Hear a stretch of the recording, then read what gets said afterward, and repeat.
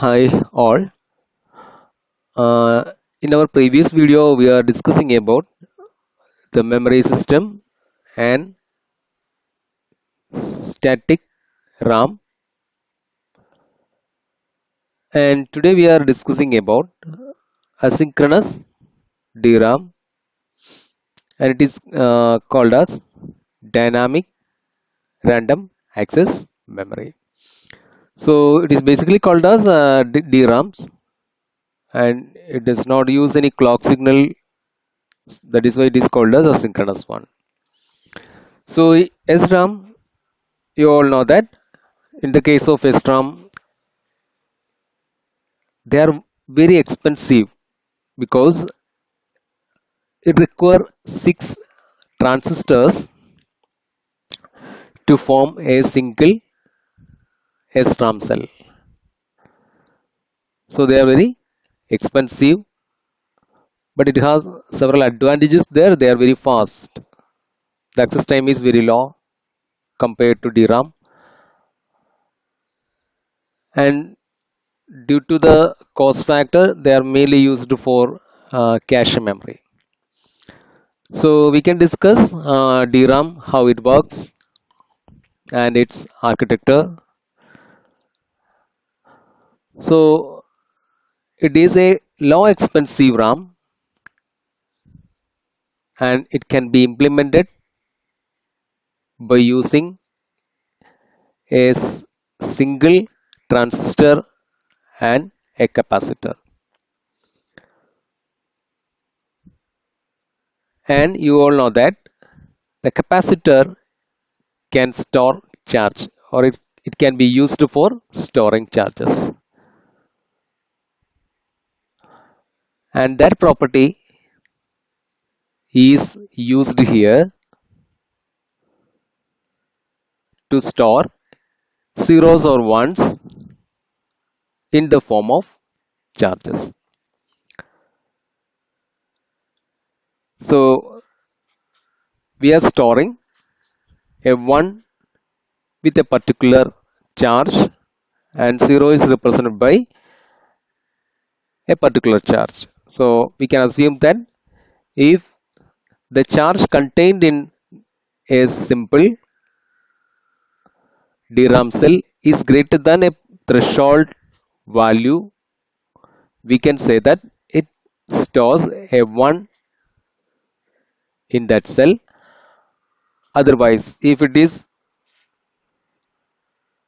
lower than that threshold value, we can say that we are storing a 0 here.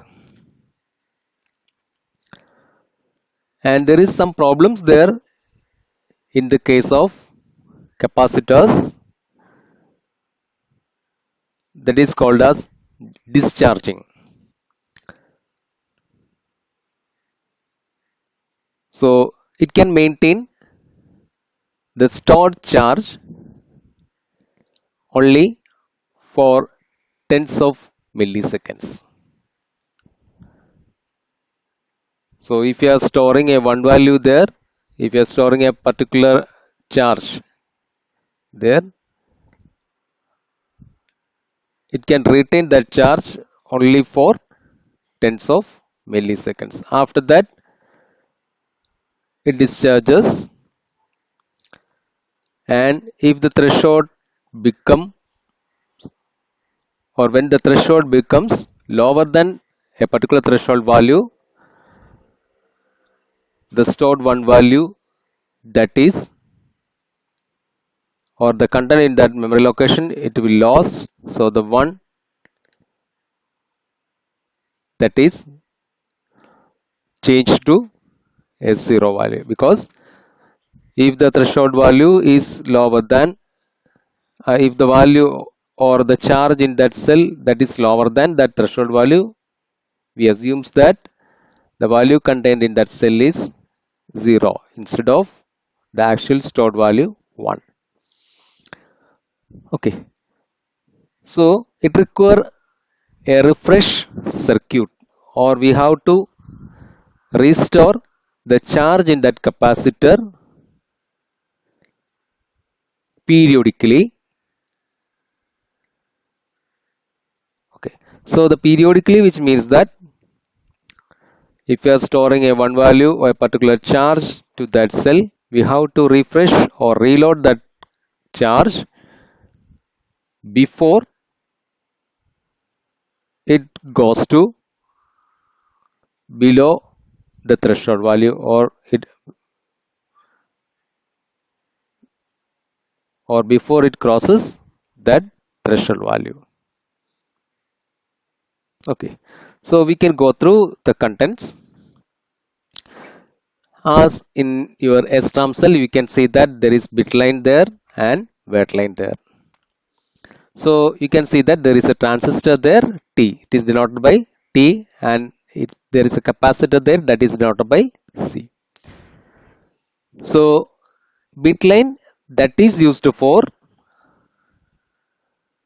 accessing the content in that capacitor. Suppose if you have to store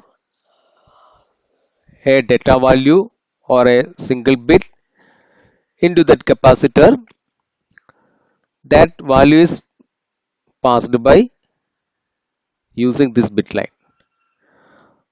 And if you are accessing the content, or if you are reading the value stored in that capacitor, the bit line is used for accessing that content. And the wait line that act as a uh, initiator for turning on or turning off the transistor T. So when we are making, or when it becomes, the wait line becomes 1, the transistor become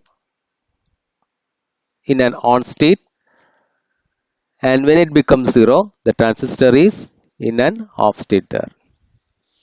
So if you have to read the content from the capacitor, we have to make the wait line value as 1. So the transistor becomes in on state and we can access the content in the capacitor. And when it becomes 0, which means that there is no connection between the capacitor and this bit line. So we cannot access the content, or we cannot able to store the value in bit line into that capacitor, or we cannot able to read the content from the capacitor. So this act as a switch. So in order to store the information in cell, the transistor T is in on state and the appropriate voltage is applied to the bit line which charges the capacitor. After the transistor is turned off, the capacitor begins to discharge. So we have to refresh the content in that capacitor. And if you're performing any read operation, that will automatically perform the refreshment. So in the case of a read operation, the transistor, we are turn on that transistor T by applying a 1 in wait line, and the sense amplifier detects whether the charge on the capacitor is above the threshold value. If it is above the threshold value, the bit line will have a logic value 1, otherwise the bit line will set to the logic value 0. Okay, I think we can go to the next topic. So asynchronous RAM description. So it contains how it is organized in a cell. Okay. So if you go through that figure, you can see that this is the internal organization of 2M into 8 dynamic memory chip, which means that it is a 2 megabyte dynamic memory chip. 2 megabyte means totally 16 megabit memory chip. If you're considering in bitwise, this is a 16 megabit. 2m into 8, that is 16. We are converting it into byte to bits. So if we are go through that figure, you can see that some address lines are there. Again, you can see a raw address decoder and raw address latch. Similar to that, a column address latch and a column decoder. And it consists of a cell array and sense bar write circuits that is connected by to control signals CS or CS bar and read bar or read slash write bar. And it contains a data line of 8-bit wide, so it consists of D0 to D7. Because we are using 2m into 8, that means that we are storing the data in bytewise. So if you are accessing that data, you are accessing 8-bit data at a time, or if you are storing some data, you are storing 8-bit data at a time. And you can see that there are two stop signals are there, RAS bar and CAS bar. These are stop signals. So RAS bar, that stands for raw address stop, and CAS bar, that stands for column address stop. And if you are go through the address line, you can see that that consists of A0 to A8 and A9 to A20. Totally it consists of a 21-bit address, and it is again divided into two different parts, A0 to A8 and A9 to A20. So for performing any read or write operation, we have to provide the address. That address is provided to address bus. It uses a 21-bit address. So as we discussed in our earlier video, there is a relation there, the number of address line and the memory. So please go through the topics. If you have a 16-bit address, if you have a 16-bit address line there, you can represent up to 64 kilobytes of memory. If you have a 10 address lines, 10-bit address line there, you can represent 1 kilobytes of memory. And if you have 20-bit address line, you can represent 1 MB memory. And if you have a 21-bit address line, you can represent 2 MB of memory. So it consists of a 21-bit address line. And here the memory is organized in a way that rows and columns. So instead of storing a single byte in each row, it contains multiple columns in a single row. So in this architecture, it consists of 4096 rows, and in each row it contains 512 columns, and each column contain 8-bit data. Okay, so a byte data, which means that 8-bit of data, we are clubbing 8-bit of data as a byte, and such 512 data are stored in a single row.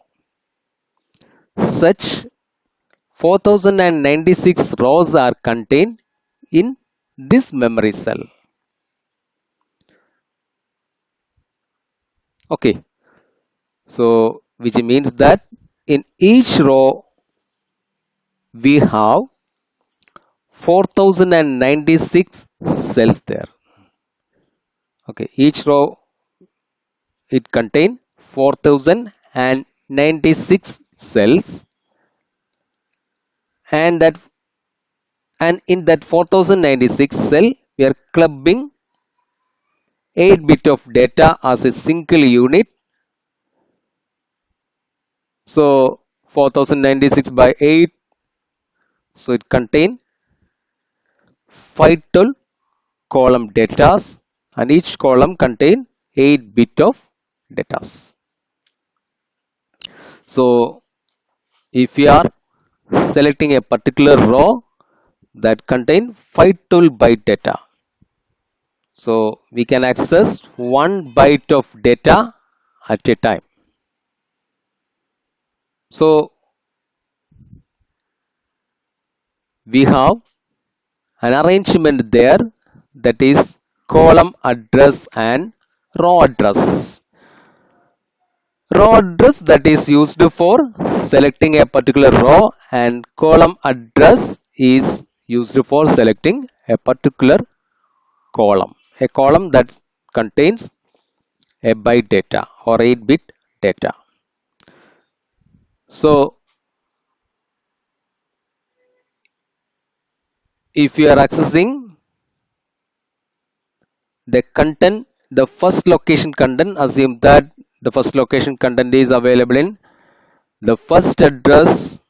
So the row address is 0 and the column address is 0.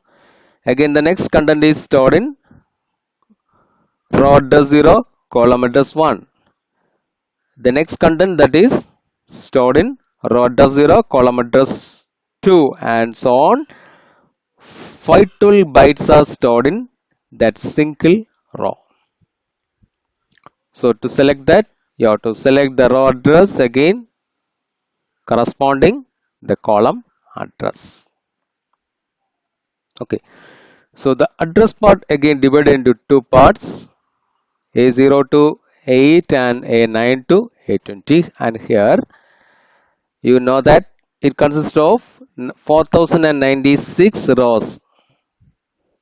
To denote that 4096 rows, how many bits are required there?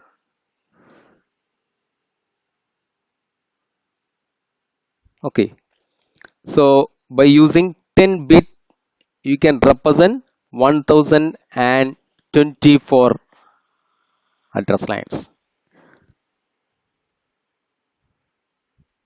Again, 11 bit 2048, and by using 12 address lines you can represent 4096. So A9 to A20, that is used for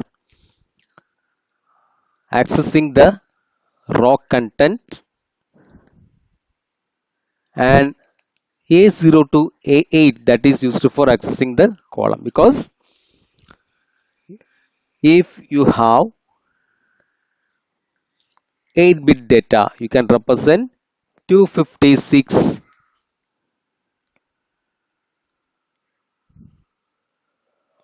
addressing parts are there, or 256 locations, and here you have to point to 52 locations.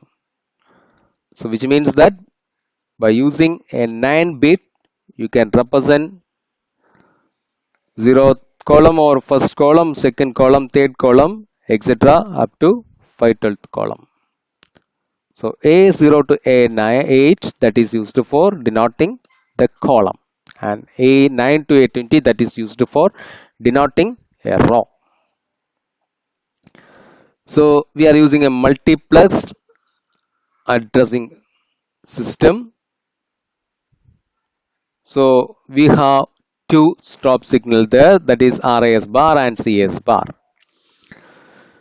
So if RAS bar if we are setting as 0, it activate the low address latch.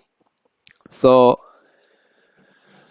the content A9 to A20 is stored in the raw address, and the raw address decoder decode the data, and that select the corresponding raw address line.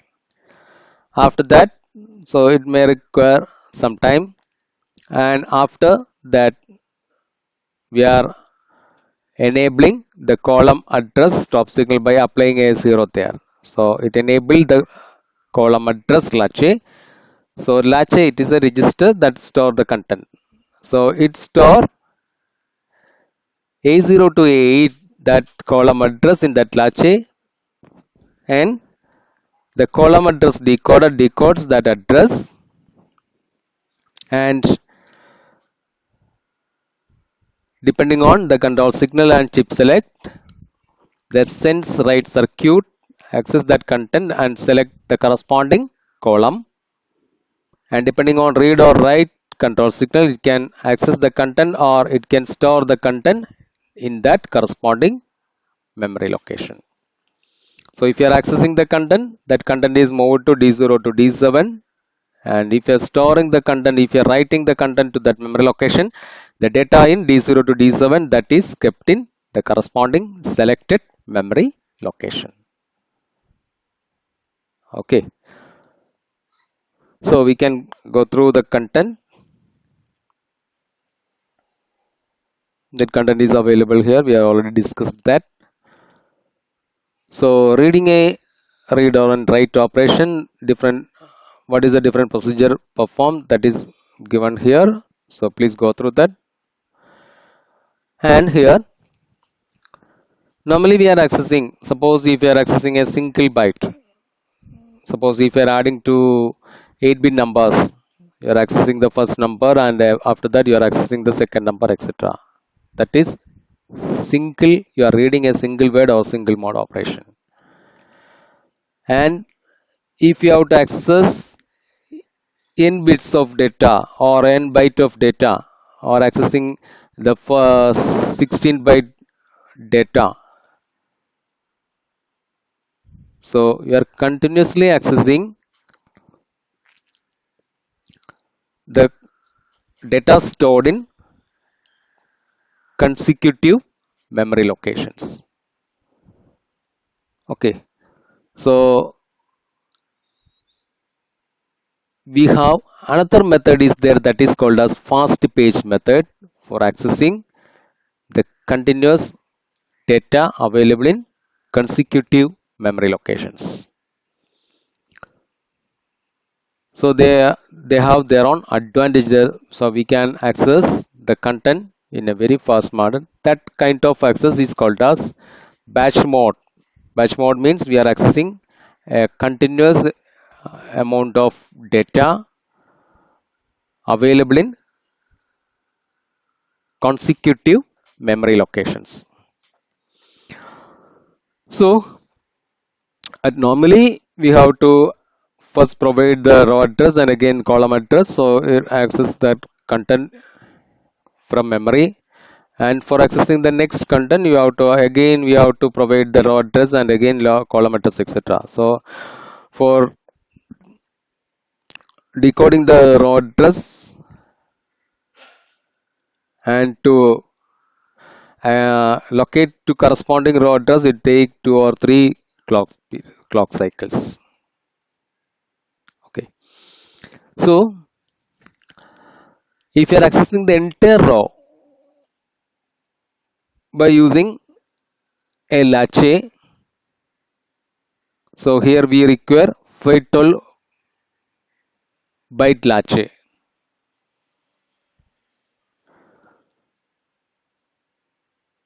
We are accessing the entire content into stored in that latch, and only by providing the column address we can access the consecutive memory location contents, or the content consecutive memory location content that is stored in your latch. So we are accessing the first content in zeroth. Assume that if you are accessing from zeroth column, so zeroth column, again the first column, again the second column, third column, etc. up to the 512th column. So 512 byte of data we can access only by providing the column address latch. So it takes 1 clock period. So if you have 512 data, you require 512 clock period along with to access first data. You require 2 or 3 additional clock periods. Instead of that, if you are accessing it as individual or it has accessing it by a single byte, you require five, okay, 4 to 5 clock period for accessing a single content. So 512 into 5 clock signals are required there. Okay. In the case of asynchronous, there is no clock signal used there, but to compare the single mode and batch mode, I use that particular term clock. Okay. So in the case of fast page mode, the transferring byte sequential order is achieved by applying consecutive sequence of column address under the control of the successive column address stop signals. And this scheme allows transferring a block of data in a faster rate, and the block of transfer capability is called as fast page mode. And next one, that is synchronous RAM. Synchronous means the operations are controlled by a clock signal or synchronized with a clock signal. Either it is provided by the processor or the controller. The address and data connections are buffered by means of registers as like in your asynchronous method. The only difference is that we have a controller there that is used for mode register and timing control. So it can work in different modes. So there is a mode register there, and there is a timing control unit is there that is not available in your asynchronous DRAM. So if you go through the figure, you can see that it consists of a refresh counter. So refresh counter means we are accessing each row and we are refreshing the content in that row. So we are accessing the entire row or the entire capacitors in a single row, and we are check the value in that capacitor. If it is greater than threshold, we are uh, charge that to capacitor. Otherwise, a less charge or a zero charge that is kept in that capacitor. So we have to access each uh, rows in that cell array. So the refresh counter that count each row and it accesses the entire row. We are using a refresh counter there. Okay. And there is a column and row address part is there. Address lines are there. There is row address latch and column address latch. Then row address decoder and column address decoder. It is connected to your cell array as like in your asynchronous RAM. But the other one is connected to read write circuit and latch. There is a latch there. Again, it is connected by a data input register and data output register that is denoted in your asynchronous RAM by D0 to D7, and it is controlled by a mode register and timing control. So in that you can see that there is a clock signal is there, RAS bar and CAS bar signals are there, then read write and chip select bar is there. So this enable the chip. So the entire controlling operation that is done by the mode register and timing control. So based on that clock signal, it perform different activities. The activities means accessing the content or writing the content. Okay. So we can go through. This is called as the timing diagram. So it works based on some clock signal or timing signals. So that is a pictorial representation of how it works. Okay. So you can see that it apply row address stop there, and after some column address stop is applied there. So first what happens, we are applying a read slash write bar control signal there, and if it is 1, which means that we are performing a write operation. If it is 0, which means that we are performing a write operation. And we are applying if we are applying RS bar, what happens, and if we are applying CS bar, what happens, and how it provide the address. So based on a timing or clock, we are denoting it graphically. That is called as the timing diagram. Here the timing diagram is the burst read of length 4 in an SDRAM. SDRAM stands for synchronous dynamic RAM. Okay. So burst read of length 4 means that we are accessing 4 byte of data in a single read operation. Bus means instead of reading a single byte, we are reading multiple bytes. That is called as bus read. So here the bus read length is 4. So we are accessing 4 byte, or here the word length is 4. Not word length. Here the word size is 8 bit, and we are accessing 4 words. So here it is 4 bytes at a time, that is denoted by D0, D1, D2 and D3. So we can go in detail. Here you can see that there is a clock signal is there that denote the timing signal. And from here in its rising edge, this is rising edge, then trailing. So we are applying, here you can see that in this clock period, the read slash write bar signal, that is 1. Okay. And the raw address stop signal is kept as 0. So it enable the raw address stop. So we are providing a 0 in raw address stop, which means that it store the address contained in latch, address contained in that address bus to the raw address latch, that is A9 to A20, that is stored here as per our previous example. So it require 2 or 3 clock cycles. Here it is set as 2, and actually it require, depending on the architecture, it require 2 or 3 cycles. So after that we are placing this denote. Okay, you can see that this denote tri-state. Tri-state means it is not in a high state or low state. Okay, in between that, that is denoted here, it has tri-state. Here it is tri-state, here it is tri-state. So in this clock period there is no meaning for this signal. So after it accessing the row, we are providing a 0 in CS bar, which means that we are activating the column address stop. So it accesses the content A0 to A8 through that address bus, and it is stored in column address latch. So the it identify corresponding rows and corresponding column.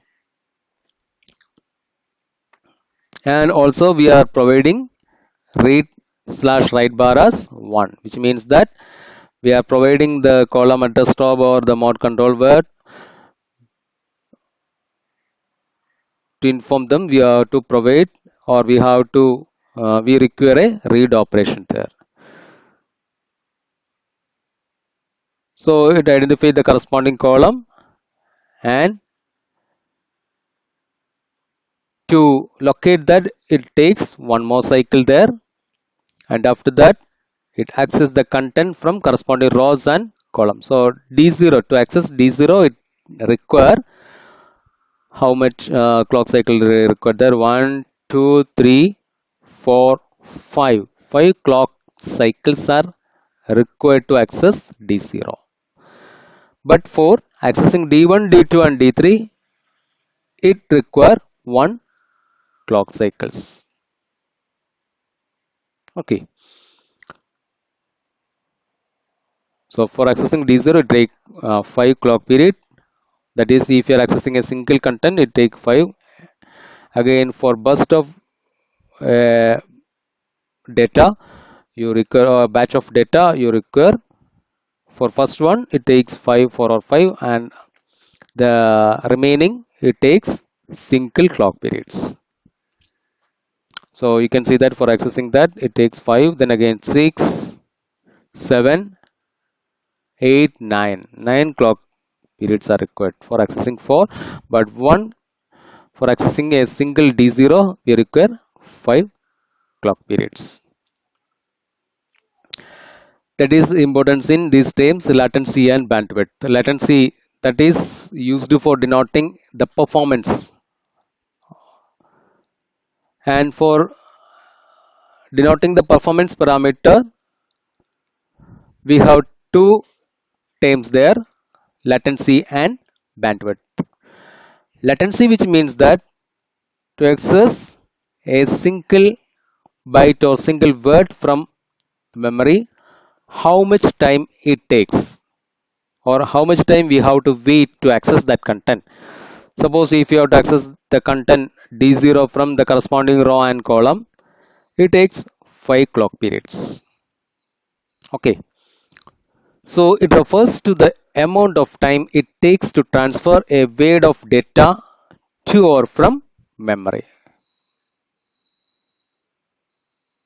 And for transfer of single words, the latency provides the complete indication of memory performance. Suppose if you are accessing it by byte, so byte by byte, and so on. And if you're accessing first, it takes for accessing the column address, row address, it takes 2 or 3 clock periods. Then again, one for column address and one for accessing the content. So it takes 5 clock period there. Again, if you're accessing the second, it also takes 5 clock periods. Okay, that is denoted by latency. But in the case of a block transfer, that does not require. Suppose in our previous example, we are accessing 4 bus length of 4, which means that we are accessing 4 bytes or 4 word of data, but it only require 9 clock periods, because for accessing the first content require 4 or 5 clock periods, and for remaining it takes only 1 clock period. So there is another term is used there to indicate its performance parameter, that is bandwidth. Bandwidth means it is defined as the number of bits or bytes it can transfer in 1 second. 30 Mbps or 20 Mbps or 10, 100 Mbits per second, etc. So bandwidth, that depends, not only depends on the accessing time of that stored data, it also depends on the number of bits that can be accessed in parallel. So there are two depending parameters there to set a bandwidth, that is the speed of access to the stored data and the number of bits that can be accessed in parallel. So assume that if the accessing speed is very high, but for transferring data you are only 8-bit wide data bus is there. Assume that. So you can access very fast, but it takes time to transfer from 1 byte of data from the memory to the processor or CPU. Assume that if you have a 16-bit data line there, so you can transfer double data through that line. So it depends on the speed of access of stored data and the number of bits that can be accessed in parallel. And we are go through the synchronous DRAM, again SRAM, again SDRAM, that is synchronous dynamic RAM, and after that, to increase its speed, there is another concept is introduced, that is double data rate, SDRAM. You all know that DDR SDRAM, DDR1 or DDR, again DDR2, DDR3. If you have a laptop there or a desktop there, if you are go through its specification, you can see that for DDR3 4 GB RAM or DDR3 8 GB RAM, etc. So DDR, that stands for double data rate. So you are doubling the data rate of synchronous dynamic RAM. So normally in synchronous dynamic RAM, we are performing or we are accessing data in its rising edge. And in double data rate, you are accessing in it data uh, in its rising, also accessing the content. You can access the content in its trailing edge. So it can access the content twice. That is called as double data rate. So the standard SDRAM performs all actions on the rising edge of clock signals. In DDR SDRAM, it transfers the data on both of edges, that is loading edge and trailing edge, or rising edge and trailing edge. The bandwidth of DDR SDRAM is double for long bus transfer, because in a single clock period, in its rising edge, it can access the D0th content, and its trailing edge, it can access the D1st content. For the next clock period, it can also access the D3 and D2 and D3rd content, and so on. So it that increases the data transfer. Suppose if you are accessing a single content, there is no change in the number of cycle required to access a single content. But in the case of bus transfer, it can double the data rate. And to make it possible to access the data at a high rate, the cell array is organized into two different banks.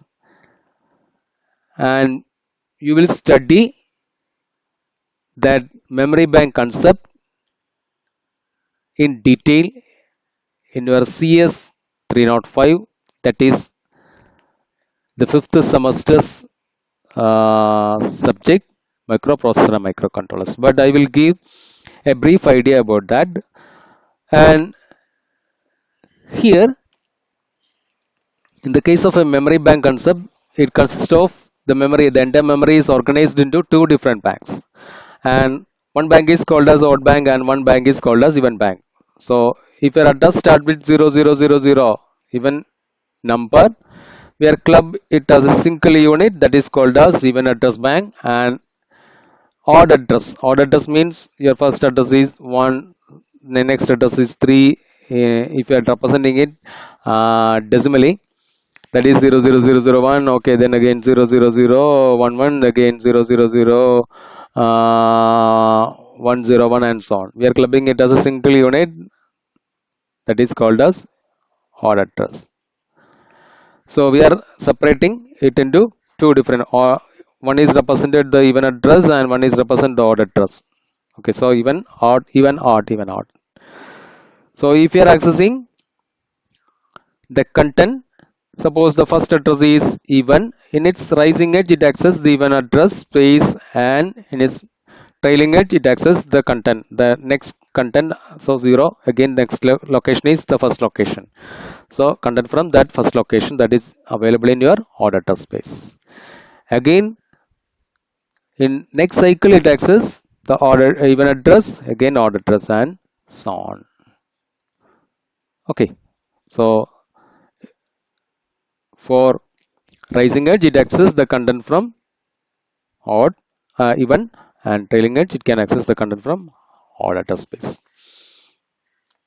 and each bank can be accessed separately. The consecutive words of a given block are stored in different banks, and such interleaving word allows simultaneous access of two words, and the words are transferred on successive edge of clocks.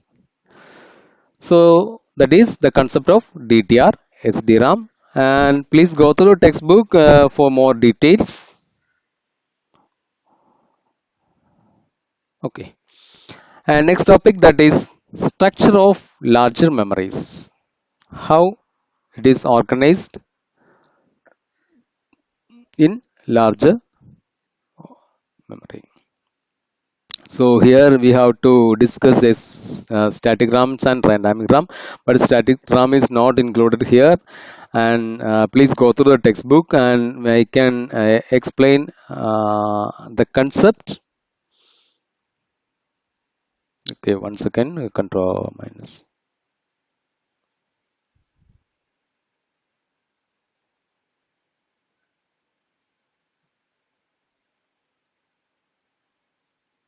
Okay,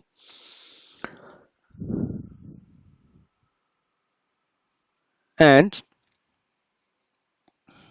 you can see that this one is D0 to D7 and D7 to D15, D16 to D23, D24 to D31. So it is a 32-bit wavelength memory. So each row that contain 32-bit data, and it is organized as different cells. So each one that contain 512 k into 8. So it contain 512 rows, and in each row it contain 8 bits. Here also, here also, here also. So each row, this is 512 byte, this is 512 byte, 512 byte, 512 byte.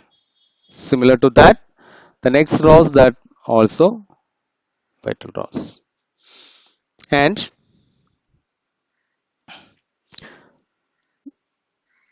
this represent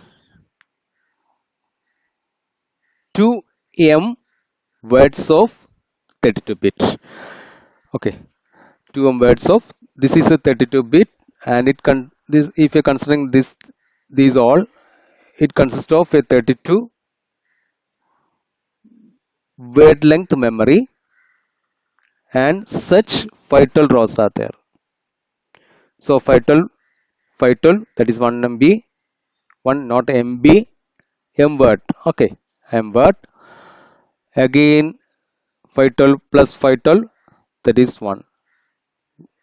So total it consists of 2m word, and each word contain 32 bits. Okay, so here each cell,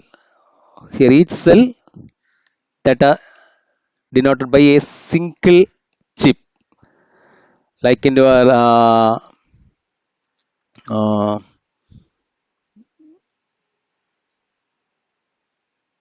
STLD. Okay, in your STLD you have STLD lab is there, and you can see the different kind of chips there. Similar to that, it is a single chip. It can be arranged in different ways, but this is a single chip that consists of 512 into 8 memory. So we are clubbing. So we are inserting it. So assume that this is a slot for inserting that chip. You are inserting the first chip here, second chip here, third chip here, fourth chip here. Again, 5th, 6th, 7th, 8th, 9, 10, 11, 12, 13, 14, 15, 16 chips are there. And each chip that contain 512 into 8 bits. And we are clubbing it in a row wise manner, which means that here this is an 8 bit. In each row it consists of 512 rows there. In each row it contain 8 bit data. So 8 so totally in each row it represents 32 bit of data. Such 512 rows are available here, such 512 rows are available here, such 512 rows, such 512. So 512 plus 512 plus 512 plus 512, that is 2048, that is denoted by 2m word are available in this chip. Okay, so there are two mechanisms there. Here, this is an SD-RAM. So there is no column address stop and row address stop there. So we are using a 20-bit address line there, and the A19 and A20 that is used for selecting the chips. Okay, suppose if 00 it select this chip. If it is 01 it select these four set chips. If it is 10 it select these chips. Okay, these chip means these four chips. If it is 11 it select these chips. Suppose if you are accessing, if you are A19 and A20 is 0 and A02 A18, if that value is 0, you are accessing the content in, you are accessing the content in this chip and this chip.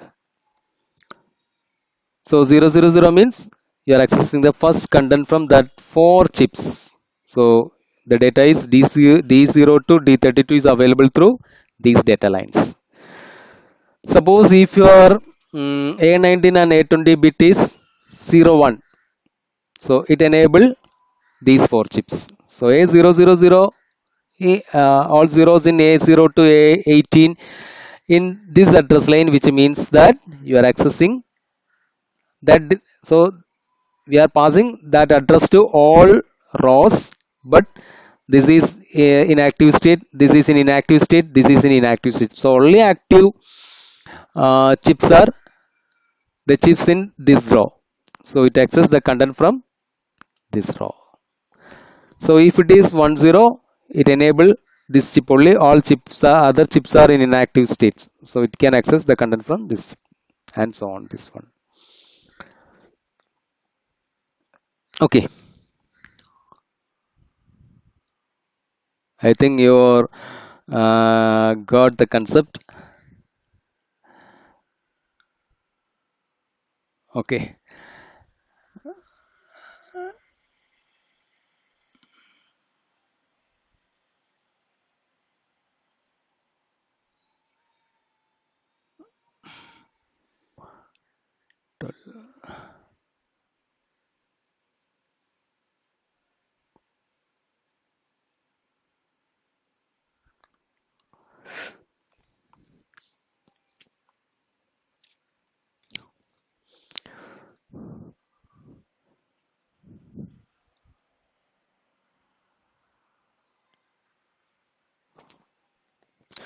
Also, there is we can go through the 512 into 512K into 8 memory chips. I think I am misguided it as 512 instead of 512 it is 512K. I forgot to use that K in all representation. So please correct it as 512K. Okay. So we can go through that. Why it require 18 address lines for 512K?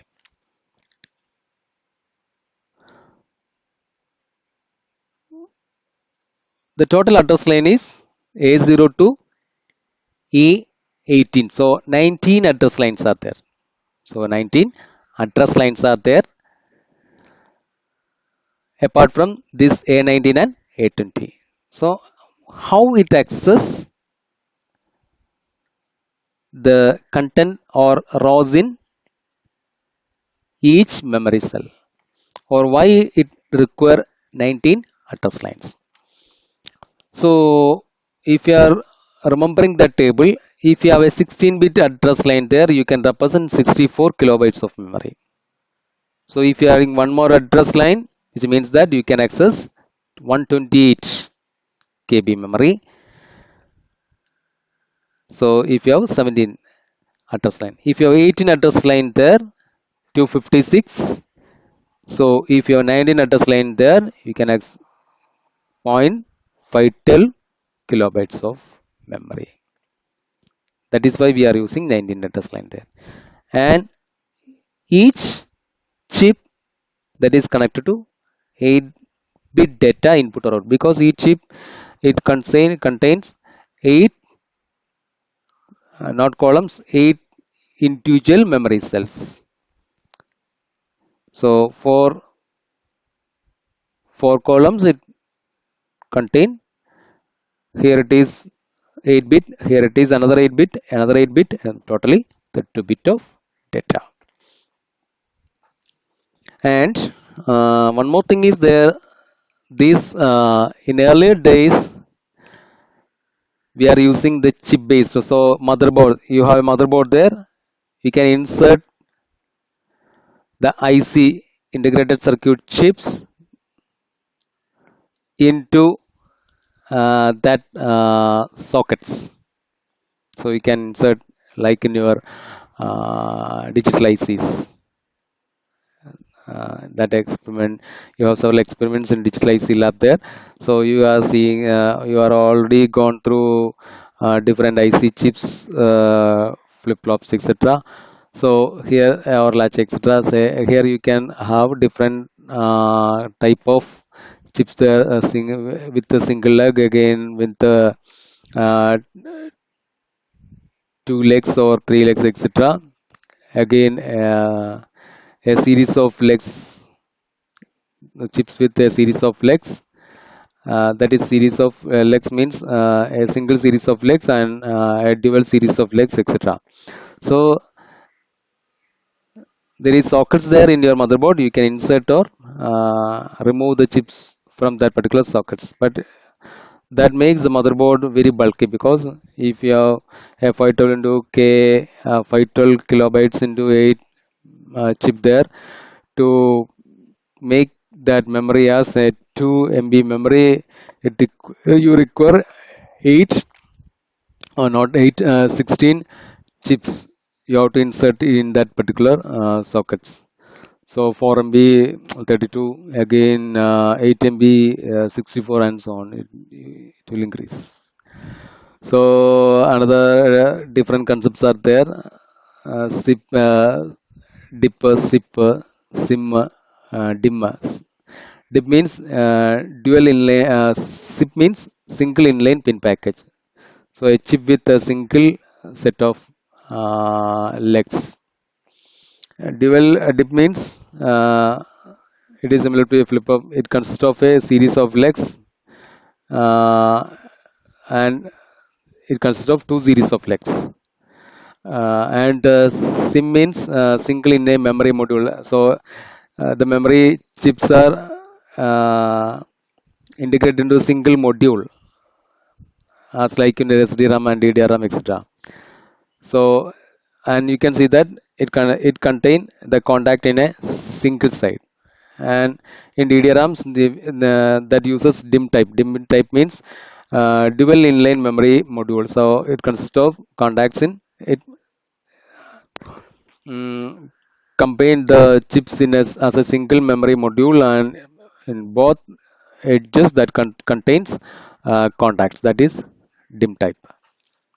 And your DDR memory, that is SDRAM, that is available as SIM type, and DIM type is also available there, and DDR, that is available in DIM type. Okay, before that, in all days we are using SIP and DIP type. So we can go through the remaining topic, that is related with your dynamic RAM. So the physical implementation, please go through the textbook. I forgot to insert some points here for SDRAM, not SDRAM, SRAM. So next one is dynamic memory RAM, and already discussed via the contents. It is available mainly SIM or DIM type. SIM stands for single inline memory module, and DIM stands for dual inline memory module. And so memory module that helps for make your motherboard very compact, because instead of inserting the chips into the entire motherboard, that makes the motherboard bulkier. We have a single module there, and you have memory slots there. We can insert it into that corresponding slot. That you, if you go through motherboard, you can see that there is a simple and very narrow memory, uh, uh, what it can called as DIM type memory slots there, okay, or SIM type memory slots there. That is very slim, and it takes uh, a narrow space in your motherboard. Okay, and if you require, I will show the actual motherboard layout and SIM and DIM type memory module memory sockets. And okay, and next we have to discuss the memory system considerations. And we are already go through that contents. So to reduce the number of pins, the dynamic memory chips are multiplexed. It uses multiplexed address inputs. So the address divided into two parts: the higher order address bit, that is used for selecting a cell array, and it provides first and latched into memory chips under the control of RAS bar. So instead of using A02, A19 or A21, we are splitting it into two.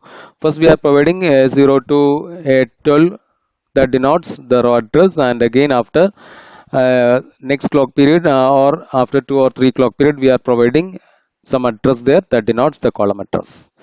So the raw address bit that select a particular column, and that is controlled by column address stop signal, and the multiplexed address bit is usually done by the memory controller circuit, and it is controlled by the column address stop and raw address stop, and providing the address through the address bit that is controlled by the memory controller unit. And this is an example for a memory controller unit contained or lies in between your processor and memory. So processor that gives the address, then again the different control signals and clock signal to memory controller, and the memory controller, they are not using the same clock signal provided by the processor. It use its own, because the processor clock is very fast. The memory cannot able to work as much as fast in your processor clock. So the memory controller that uses its own clock there, depending on the frequency and access speed of that memory. And the entire address is converted into row address and column address by the memory controller, and it provides the row column address stop and row address stop, and the read write control signal that is transferred to the memory through the memory controller, and the chip select that is also provided by the controller. Again, it provides the clock period and data that is directly provided by the processor to the memory without the intervention of that particular memory controller. And also it how much time it takes to perform the refresh. So in the case of dynamic RAM, you all know that there is a refresh uh, circuit is required, and the refresh circuit that access the content of that particular capacitor, and it check with threshold voltage or threshold charge, and if it is greater than threshold, it has to store the charge, sufficient charge in that capacitor, otherwise do nothing. So that takes some time, that is called as refresh overhead. So all dynamic memories have to be refreshed, and DRAM, the periodic for refresh all rows is 16 milliseconds, whereas in the case of SDRAM, that is 64 milliseconds. So if you are using DRAM asynchronous one, you have to refresh it in a time period of 16 millisecond, and whereas the case of SDRAM, that is 64 milliseconds. Suppose if you have an cell array of 8K, Assume that the clock cycle is 4 and the clock rate is 133 megahertz. For so it consists of 8192 into 4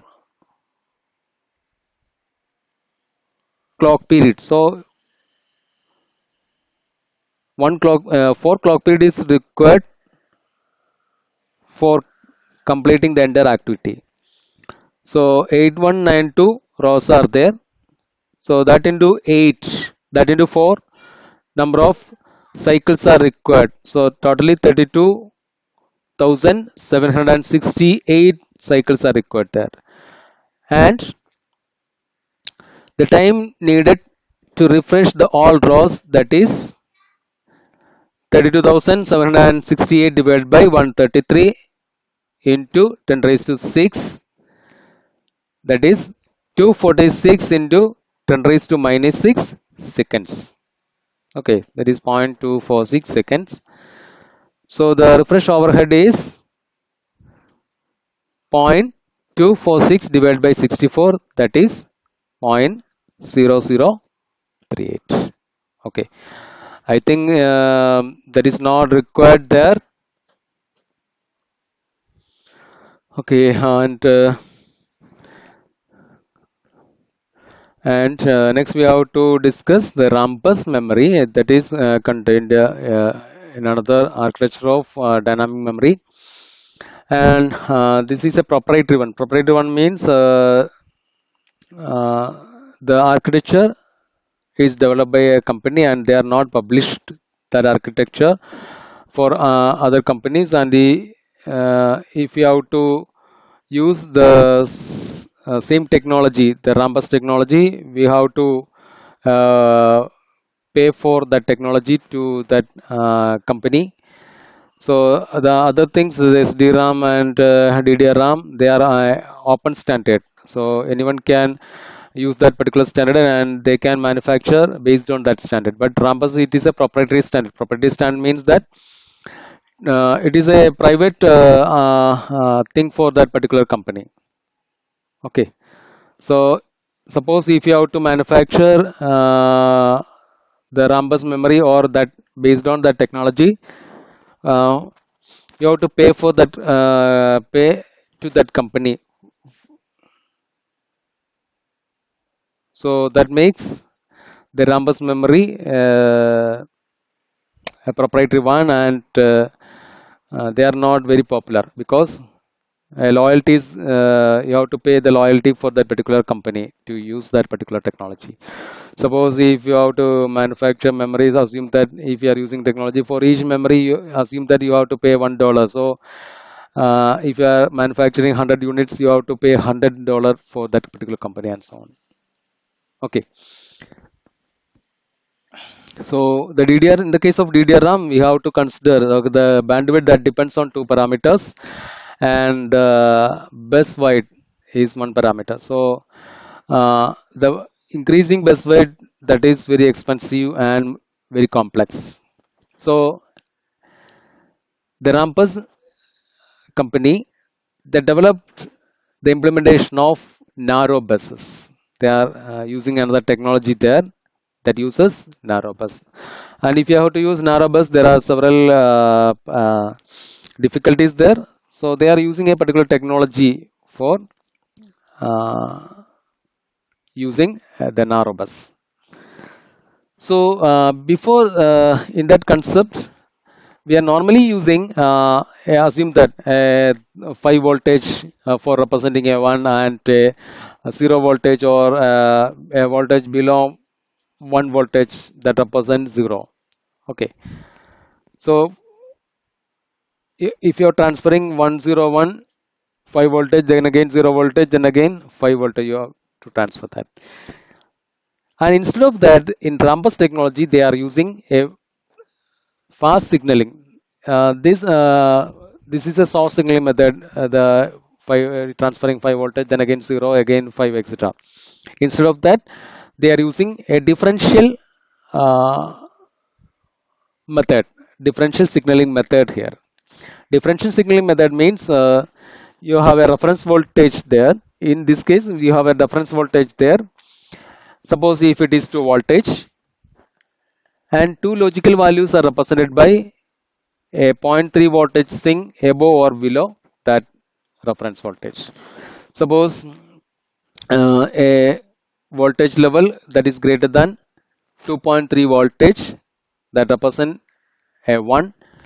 Again, a voltage below 0.3 voltage below 2 voltage, that is suppose it is 1.7 voltage and lower, that denotes a 0 voltage.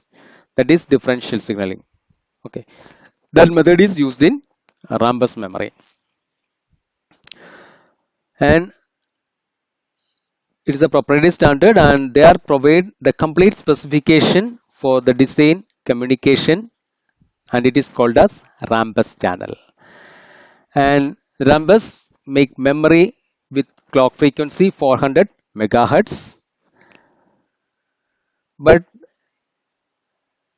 the data transmitted on both edges of clock, so that effective data rate is 800 megahertz. Like in your DDRAM, through the rising edge and trailing edge, you can transfer data. So the data transfer rate is doubled, that is 800 megahertz. And the circuit need the interface to Rambus channel is included on chip. Such chips are called RDRAM.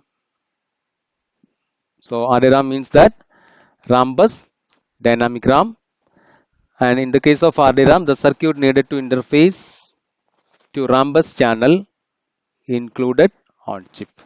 So there is a controller there that is called as that communication complete specification design is called as Rambus channel, and that Rambus channel needs some circuit or interface that is called as RDRAM, and RDRAM channel contains 9 data lines, so 8 bits that is used for transfer data, and 9th bit that is used for parity checking to identify the errors. And control lines, again it requires power line there. Okay, so that is the Rambus memory concept, and next we have readable memory there, and okay, one or two contents are there for Rambus memory. Two channel Rambus has 18 data lines and 9 for data lines. Again, apart from that, it consists of control lines and power lines there, and it does not contain separate address line. These data lines are used for address lines. The communication between the processor and RDRAM module is carried out by means of packet transmitted on data lines, and there are three type of packets there: request, acknowledgement, and data.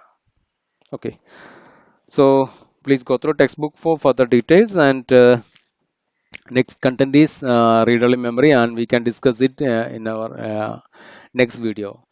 Okay, thank you for your patience to listen the content.